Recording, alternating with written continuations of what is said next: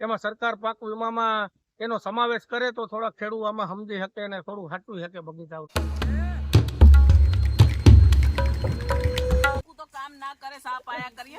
મિત્રો આજે ફરી નવા વિડીયો સાથે આપણે આવી ગયા છે અને આજે પણ આપણે ગામમાં એક 15-16 વીઘાનો બગીચો કપાય છે ત્યાં આવી ગયા છીએ અને તે અમારી બાજુનો જ બગીચો છે. તો મિત્રો મારા વિડીયો સાથે જોડાઈ રહેજો અને તમે પણ જોજો બગીચો તે કાપે છે તે. અને બહુ જ દુઃખની વાત છે મિત્રો કે 50-60 વર્ષના ઝાડવા અત્યારે કપાઈ રહ્યા છે, જેને દીકરાની જેમ ઉછેરીને મોટા કર્યા હોય તે ઝાડવા કાપવાનું મન નથી થતું, પણ બગીચાના ઝાડવા કાપવા પડે છે. તે બહુ જ દુઃખની વાત છે. તો ચાલો જોઈએ બગીચો કાપે છે તે.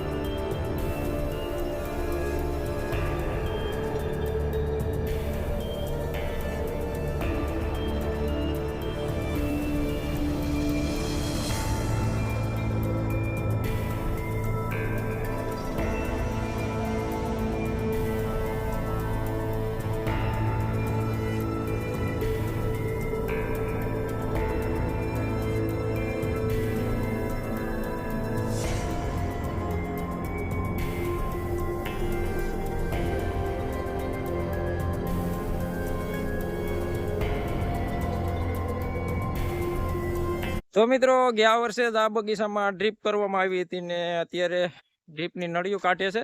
મિત્રો આ ડ્રીપની નળીઓ છે એ કાઢવાની છે. આ ખામણામાં કઢાઈ ગઈ છે.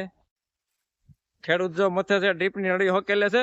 આજે જીતુભાઈ ભંડેરી તેનો બગીચો કાપવાનો છે. તો જીતુભાઈ કેમ બગીચો કેમ કાપવો છે તમારે? મિત્રો છેલ્લા 10 વર્ષથી આ ઉત્પાદન સતત ઘટતું જાય છે, ખર્ચા વધતા જાય છે. બગીચો કાપવાનો જીવ નથી હાલતો, પણ હવે આમાં રોટલા પાણી નીકળે એવું નથી. કેટલા વર્ષનો બગીચો છે જીતુભાઈ? આ બગીચો તો 40 વર્ષ જૂનો છે ભાઈ. 40-50 વર્ષનો બગીચો છે મિત્રો. કાપવાનું મન નથી થતું, દીકરાની જેમ ઉછેરા હોય એ બગીચા કાપવા પડે તો બહુ દુઃખની વાત છે ને. સરકાર આમાં જો કઈક હવે નવા બગીચા ઉભા એમાં ધ્યાન આપે તો સારું છે. અને આ નુકસાની તો પર્યાવરણને છે જ, પણ અમારી આજીવિકા ચાલે એમ નથી, એટલે ના છૂટકે કાપવો પડે છે. તો આ ઝાડને હવે કઈક સરકાર આમાં પાક વીમામાં આ બગીચાઓને લે તો ખેડૂતને થોડો ટેકો રહે તો બધાને ઓલ ઓવર ફાયદો રહે એમ છે. પણ સરકાર આમાં કઈ ધ્યાન આપતી નથી.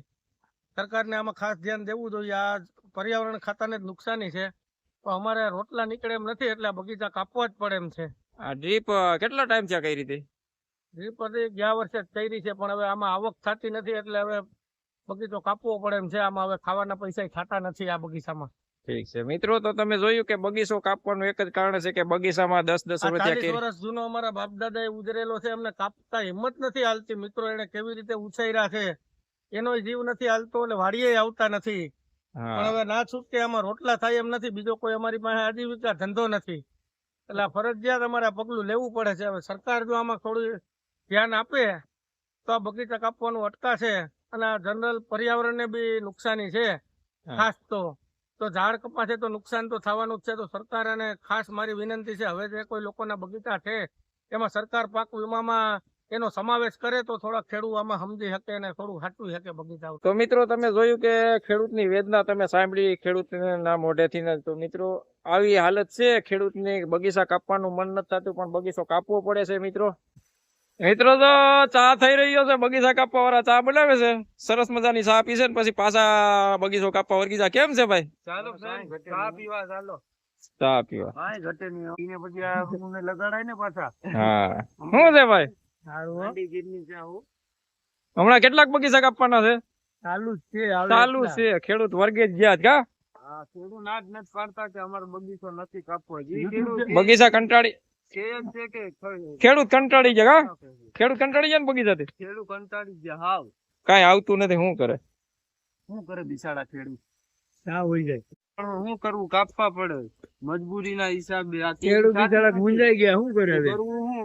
હવે ઈ ખેડૂતને તો ઈ જ લાઈન લેવી પડે ને, બાકી કાંઈ થાય નહીં ને. આમાં શું કરી લે? 12 મહિને કેરી આવે, એમાં ન આવે તો હું ખેડૂતને શું સમજવાનું? મિત્રો અમલો સા પીવે છે. તો કેટલા છે? 10-12 જણા છે કાપવા વાળા. 5 મશીન હાલે. તો કેટલા મશીન હાલે ભાઈ? 5-6 મશીન હાલે. 100. તમને કાપતા આવડે? એ તાજલા આને પકડાવી દે મશીન આ ફેરે. 100,000. મિત્રો હાલો ચા પીવા જો. ચા બનાવે જો, તાકાત વાળી ચા. આ ખાદીમાં 5-6 સવાર ચા બનાવવી પડે. કેટલી કા 5-6 વાર નહીં? એ તાજલા કા ત્રીજી વાર તો છે કે નહીં? અટાણે એ અટાણે ત્રીજી વાર છે કે નહીં? નથી કા સવારે 9 વાગે નહોતી થઈ? કેટલા વાગે થઈ હતી ભાઈ? 9 વાગે. પછી બપોરે બની હતી ને? હે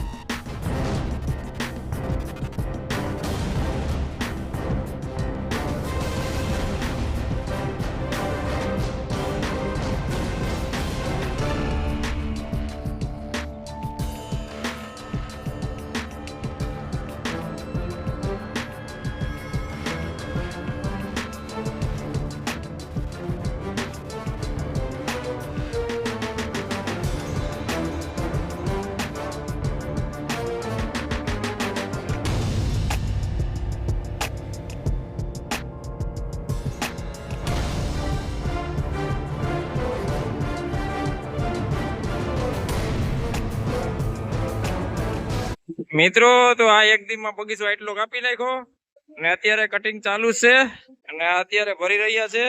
અને આ બગીચો થોડાક દી પહેલા કપાઈ ગયો છે.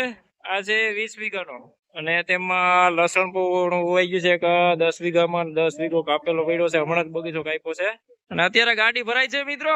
તો આટલી ભરાણી છે.